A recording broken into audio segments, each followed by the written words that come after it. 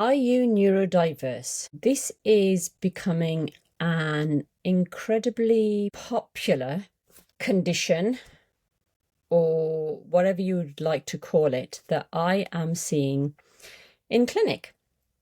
This morning, we have just ordered several tests for clients who have either been diagnosed with adults as AD with ADHD or ADD or autism, or their children have. Now, I have nothing against the label neurodiverse or autism, ADHD, nothing like that. It's not what I'm showing this video about. I'm showing this video because I would like to share a bit about what it is neurodiversity looks like to some people. Now, I'm all for people who believe in that neurodiversity means you have gifts, you're especially gifted, you're more creative, you learn in a different way. Great, that's brilliant. For me, what I struggle with is when I see clients, and for example, one particular client, and actually several clients over the years, over the 2 decades that I've been practicing, more than 2 decades, when you have a child that is verbal, communicating, has been toilet trained, can use the toilet or the potty, is engaging, making eye contact, or reaching all those milestones, and then suddenly is being diagnosed with autism because he or she stops talking, or no longer is making eye contact, or both, headbanging, stimming, a whole plethora of symptoms. Okay, back in diapers, an 8-year-old in diapers, headbanging, having to wear a helmet, chewing, stimming, is not a gift. In my books, it's not a gift. And whether you want to call it neurodiverse or not, why is that not a gift? Because that child is going to be dependent on their parents if their parents live long enough, unless something's done about it. And we start addressing what neurodiverse is with all the gifts and everything else, and what the other neurodiverse is. Great. If you're neurodiverse and you're autistic or whatever else it's called, yet you function, you've got a job, you can hold down a job, or you can be at school and you sit in school with all the other kids, or you've got a community, you've got a tribe, you've got a partner, you have children, and you can self-regulate, you can communicate and all that. Great. That's wonderful. That is a different type of neurodiversity. What I'm talking about is your autism, is the ADHD, the ADD, all those types. Okay, so if you have a child, or if you're an adult that cannot cope in this world, this neurotypical world, what's going on? So when a baby's born, a baby is born with thousands of neuronal connections, thousands, too many. Okay, so as the baby develops, these neuronal connections go through a pruning process. Okay, and the amazing thing is that this body of ours, this body of yours, is the most amazing recycling dynamic being. Okay, it will conserve energy. So it'll prune those synaptic neuronal pathways which it's not using. Okay, that's healthy. That's what we want to do. Now, having said that, it will not prune away those neuronal connections that are being reinforced every single day of a child's life. Because, for example, if that child is in front of a screen all the time, watching programs and then repeating them and knows them off by heart, word for word, those pathways are not going to be pruned. They're going to be laid down. What is it? Neurons that fire together, wire together. So we are embedding those pathways. So imagine going on a walk. You decide that you're going to go on some walk in the countryside or in a forest, and there's already a path made for you. That's the set neuronal pathway. It's easy to just follow that path because somebody's made it for you, and it's easier and it's quicker, it's more efficient. If you go on a wild walk and you want to make your own path, you'll have to cut away some bushes and some shrubs and make that path, and it's a lot harder. And neuroplasticity is amazing, and it happens every single day. It depends on what we're repeating every single day, or are we breaking those behaviors? Are we changing those behaviors? It's like getting in the car. I have to get in the car and I'm going to see a friend, or I'm going to my Pilates class. I don't even have to think about it, how I'm going. That's because I'm just not thinking about it. But if I decide to go a different route, that's going to involve different neuronal pathways. So when a baby is born, the baby's environment is important. Their environment, their physical environment, emotional environment, spiritual environment, it's all important in this whole pruning process. Okay. Now, what can happen as an adult when you're diagnosed? You wonder why is it suddenly some adults feel wonderful that they've been diagnosed, like, oh my gosh, that now explains it. That explains my impulsivity, explains why I'm always chewing my nails, or explains why I have to do things in a certain way, and I have to have, that's great. If that gives you relief and it gives you a sense of, okay, I am normal or neurotypical or atypical, whatever that is nowadays, great. But I am talking about those adults, those children who cannot function in this world. And this world, I don't think, is normal, because we've got so much overstimulation now, so much going on, so many sounds, so much scrolling, TV programs, everything at your fingertips. It's just crazy. As a nutritional therapist, as a practitioner in functional medicine, and someone who also runs a school in nutritional medicine alongside with a wonderful coaching team, first thing that we're going to look at is the environment, is the nervous system. We're not looking at the nervous system, but that person, that individual, we have to feel safe in whatever we're environment in. Otherwise we get, in inverted commas, triggered, or our nervous system is overstimulated. Sometimes it's so stimulated for so long that what the body decides to do is to move away from that overstimulation, is to shut down, is to dissociate. So that's one aspect. This is more the kind of nervous system, what the brain is saying to the rest of the body, what the body is feeding up to the brain. Everything's super connected. I'm connected to my environment. I'm connected, my son walks in now, I'm going to have a different vibe, a different energy. I'm going to feel differently to if I'm here on my own, or if my dog comes in and starts barking, I'm going to have different energy. Right. So, but what about the physical stuff? So as a nutritional practitioner, we look at DNA. Okay, we look at epigenetics. We look at the SNPs. These kind of what we say, where the commas, where the grammar, there's grammatical mistakes in the coding. Okay, so if you imagine a sentence, but the commas put in the wrong place, that's what we look at with DNA testing. So if you imagine when those neurons are talking to each other, of course, yes, minerals are involved, fatty acids are involved, all that's involved. I'm just going to focus on the neuron that communicates to the next neuronal cell with a neurotransmitter. That neurotransmitter is a chemical. It's made of amino acids usually. You've got things like adrenaline, dopamine, GABA, serotonin. All those neurotransmitters will communicate they will be released by one neuronal cell and will bind to the receptor in the other neuronal cell. Has to do that in order to communicate. It's got to bind with that receptor, and it's a very specific receptor. Serotonin, a particular type of serotonin receptor will only bind serotonin. It won't bind any other neurotransmitters. Dopamine receptors will only bind dopamine.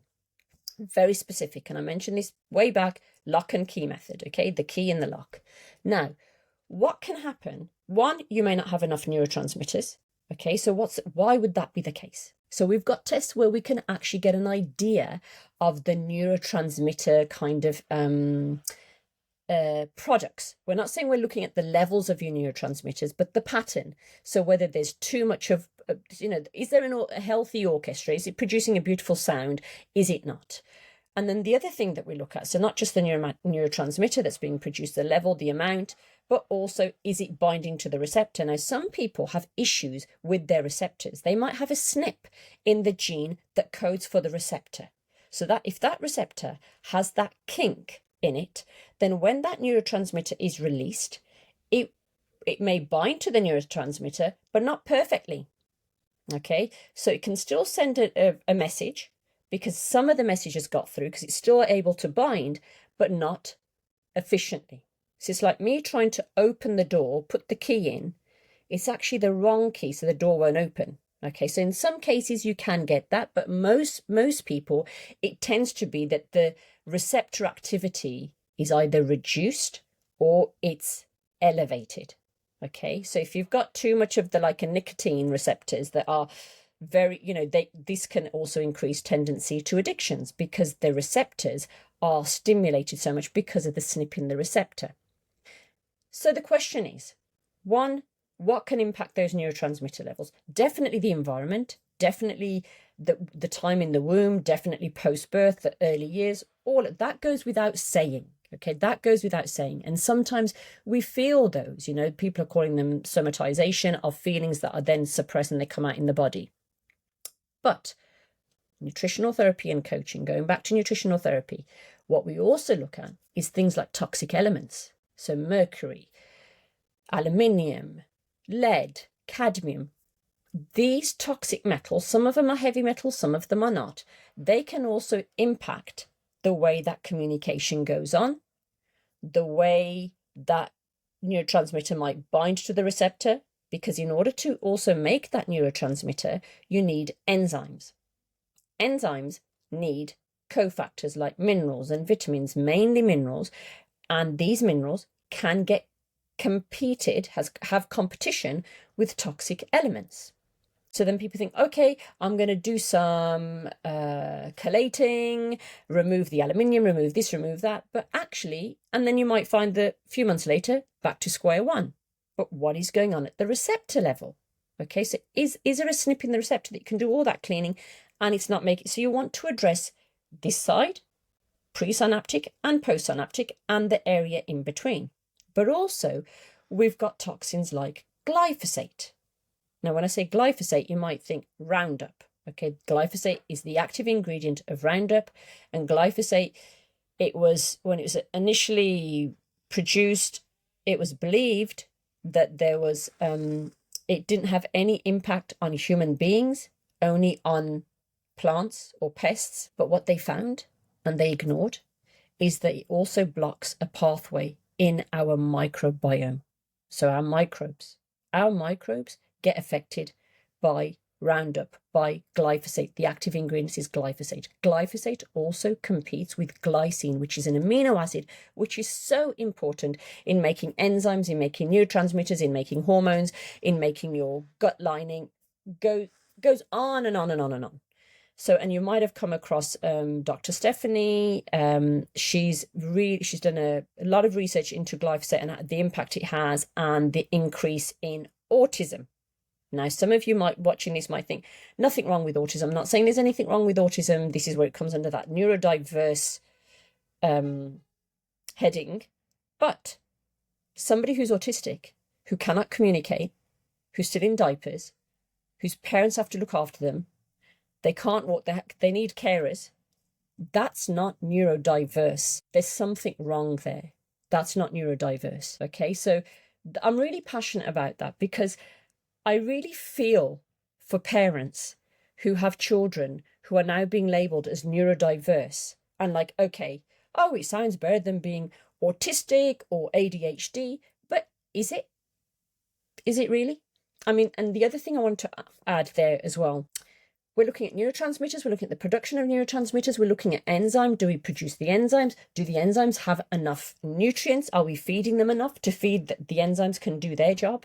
But also, enzymes, once that neurotransmitter binds to that receptor, once it's done its job, once it's bound, it's like you take the key back out, right? You've opened the door, now you take the key out. But sometimes that key might stay in. And that's because we don't have the enzymes now to break down the noradrenaline, the serotonin, the adrenaline, the dopamine. So if that enzyme is not working to break it down, then you're going to get overstimulation. So you can get somebody who feels hyper, they're impulsive, they become violent, they're aggressive, they beat up people, they might actually hit their family members for no reason, they're aggressive, they hit their brothers and sisters. It just goes on and on and on. And we just think, Oh, it's neurodiverse. I'm sorry, that's not neurodiverse. It's not neurodiverse in my books. It's not neurodiverse in the books that of my parent clients who come in to see me, and even students who come to study who've got children who are labeled as neurodiverse. This is an issue, because if we embrace neurodiversity, embrace it, and then in what, 20 years time, 50 years time, are we going to have a population that can't function, that can't hold a job, that can't feed themselves, can't, grow their own food? Forget about getting a job. It might be all taken over by AI. That's another story. But is that where we're going? I wanted to bring that up today because, it's quite sad ordering these tests to find out, right, what's going on? What are the SNPs and what, and these labels now, because you just think, is this what we're coming to now? We just have more and more labels and then we embrace them. And if you use the word neurodiverse and you sort of think, well, I don't agree with it, people look at you like, oh my gosh, are you not, it's just about the individual in front of me. What is going on for them? Why are they hurting? What's the pain? If they're neurodiverse and they are happy, they can get up in the morning, brush their teeth without putting an alarm on and keep being reminded, and they're not feeling really low or hyper, have to wear earbuds because everything sounds loud, or they can't walk down a certain street because that smell just gets them crazy. They start shaking, start stimming. That's not neurodiverse. That is somebody who needs support and help as to what is going on underneath. I hope this video helps, and this is not in any shape or form pro or anti or anything about labeling for whatever reason, but it does, make me ask the question, are we just accepting that this is what's to come in the next 20, 50 years, and we're going to see more and more people more toxic because of the environment or the food we eat or the lifestyles we lead, and we don't even ask that question? And again, I'm referring to adults, children who can't function. That's not a gift, that you can't function. You can't go to the toilet and sit on the loo and have a bowel movement. That you can't do that because you just don't know that you're going to have a bowel movement or not. You have to wear diapers. That's not a gift. Anyway, I hope this video has been helpful, and those who did message asking about doing a video on autism or ADHD, I didn't really want to separate it in ADHD, autism. It's coming under the umbrella of neurodiverse, and I know some of you get upset when we say oh, it's a gift, you should accept it what it is. No, not when your child was walking, talking, making eye contact, and then suddenly stops making eye contact, stops being able to walk the way he or she used to walk, loses, doesn't have that posture, the posture's changed. Their need for particular foods increase. They want pasta that's dry, no sauce, nothing else, just pasta all day long, 24/7. That is not a gift. At the New School of Nutritional Medicine, we don't embrace this thing called neurodiversity and the gifts. We embrace everybody as an individual working out their stuff as we train in this form of medicine, which works, which changes lives, but it's also about being sensitive to the person who's come to see you for help. Nobody's saying that we're fixing gifts, and nobody's saying that your gifts will disappear if suddenly your rages clear up and you no longer have the impulse to punch somebody down on the street, walking down the street because they just crossed over past you in a certain way. Not talking about that. I'm just talking about this new kind of embracing of gifts under the umbrella of neurodiversity. Anyway, I hope that's been helpful. And any questions, ask down below. and I'll do another video depending on what sort of what you're looking for.